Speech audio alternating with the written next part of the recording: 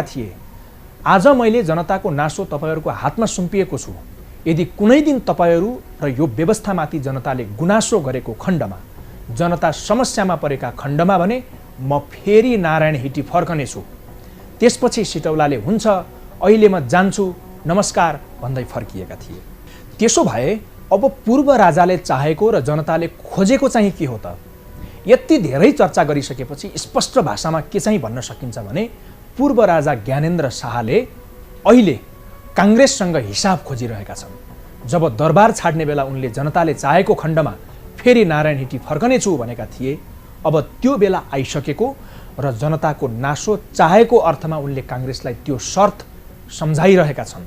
तर त्यसबेला ठेट जवाफ नफर्काई हुन्छ म जान्छु भनेर मात्र त्यहाँबाट निस्किएका कृष्ण सिटौला भने अहिले ज्ञानेन्द्रको शक्ति आफूले जाँचेकाले गणतन्त्र धरापमा नरहेको बताइरहेका छन्।